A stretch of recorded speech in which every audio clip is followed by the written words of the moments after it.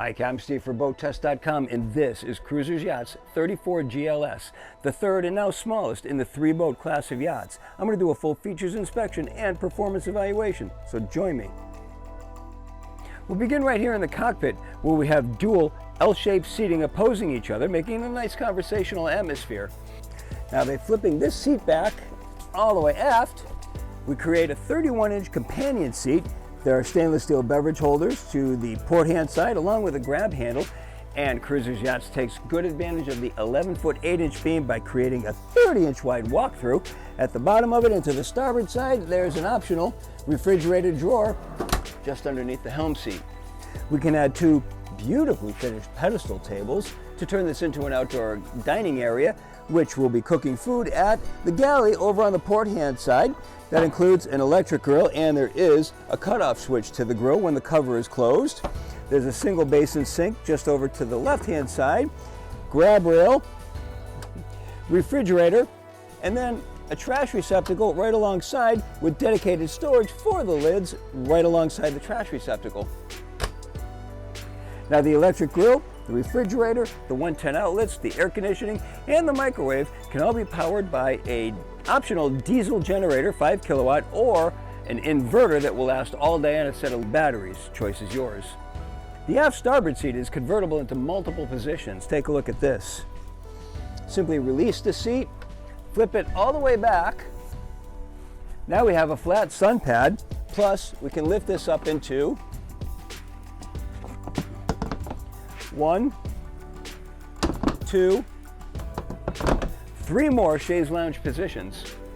All of it protected under the standard hardtop. It has an optional opening sunroof, and it's manual, which I like, nothing to break down. And at the trailing edge of the hardtop is an optional and extendable SureShade awning. That awning extends all the way to the aft side of the engines, which of course provides shade for this 54-inch wide aft-facing seat, the seat right alongside, and the swim platforms to both sides of the engine, and this 28-inch platform that provides a walkthrough in front of the engines. And notice we can lift this piece of the platform up if we want to tilt the engines all the way out of the water, and this is held up by 2 gas struts. Engine choices can go all the way up to twin 450 horsepower. We'll be testing today with the standard twin 300 horsepower engines. Inside the deck, there's a large compartment that holds the fuel tank, batteries for the inverter. It's also large enough to hold the optional generator and the Seakeeper gyro. The helm console is soft touch with CDAC matting to the side. There's a compass mounted right in the middle. Angular, it has kind of a transformer look to it. I kind of like it. There are 2 SIMRAD displays, 9-inch each. One is standard, the second one is optional. Electrical switches to both sides of the steering wheel, which is mounted to a tilt base. There's a Rockford Fosgate stereo to the port hand side. To starboard is the ignitions. Way over to the starboard side, there's a sub panel housing the joystick, the next generation Mercury controls, Bennett trim tabs, beverage holders, and there's a cell phone mount with an inductive charger to it as well.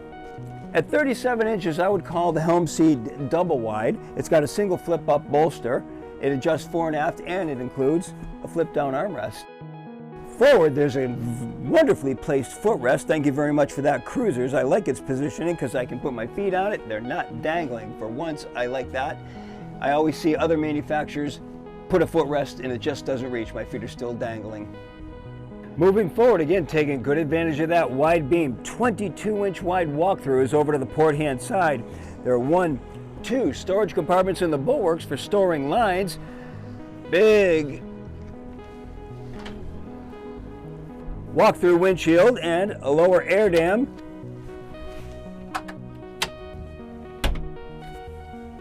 Close the walk-through off on chilly mornings. So grab handle on top of the cap rail, 33-inch high bulwarks. How's that for safety? And then for seating, U-shaped going all the way around to the starboard side. The aft-facing seating has a flip-down armrest with 2 beverage holders in the center. I also noticed along with the center flip-down armrest, there's another one right at the end. There's storage underneath the seats and in the deck. There's also a 48-quart cooler underneath the forward-facing seat. High-end upholstery and embroidery. Speakers to both sides for the Rockford Fosgate stereo system, and this is the upgraded system with extra speakers and a subwoofer. plus stainless steel beverage holders. Up at the foredeck, there's a socket and post holding the hatch closed. Inside is a quick windlass, and there is a cleat way up forward, and the whole thing leads out to a through-the-stem anchor roller. There are controls at the top of the foredeck for both up and down. Notice the positions for putting stanchions in, so we can put up a pop-up sunshade and get the whole area under the shade. That brings the entire boat bow to stern under the shade. Now let's check out down below. It's a sliding door just to the port side of the helm, and it also comes with a sliding bug screen. There's a set of solid wood floating tread stairs. Behind is a mid-cabin with a berth measuring 72 by 37 inches, and headroom measures in at 30 inches. Forward there's a dinette that's laid out in booth style with 2 bench seats and a pedestal table between. There's a 28-inch TV to the forward bulkhead, flanked by twin speakers, and the bulkhead is treated with upholstery. A fusion stereo is to starboard. The table has a high-gloss finish, and it can be lowered, and a filler cushion completes the conversion to another berth. There's a starboard side window providing natural light. While we have a grill on the main deck, there's no galley here, but we do have a microwave just over the window. A refrigerator is alongside the entry steps. The head is to starboard, and it's a wet head. Storage is behind mirrored cabinet doors over a hull side window with an integrated port light. A vessel sink is atop the Corian counter. Additional storage is below. By lifting the dinette seat back, we expose the vessel's main breaker panel. The Cruisers Yachts 34 GLS has a length overall of 35 feet 10 inches, a beam of 11 feet 8 inches, and a draft of 29 inches. With an empty weight of 14,530 pounds, 49% fuel, and 3 people on board, we had an estimated test weight of 15,777 pounds.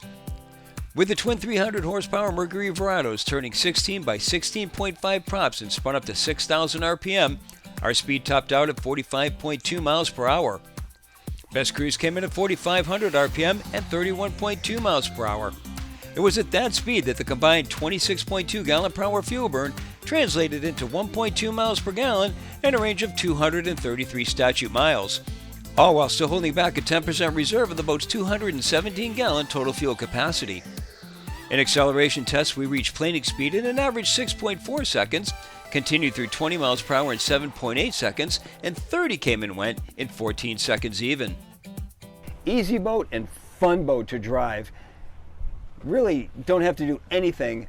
No trim, no handling the trim control switch for the outboards. I put it on auto trim, let them do their thing.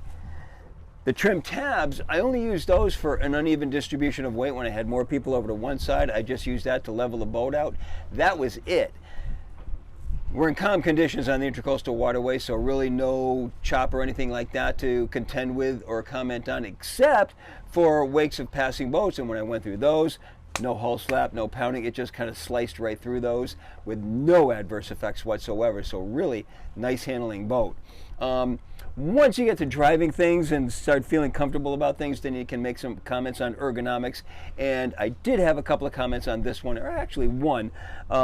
My cell phone, I just wanted to put it in a place where I could see it rather than way back here on the inductive charger. Great idea having a charger for your phone, but there's an empty space right up here next to the console.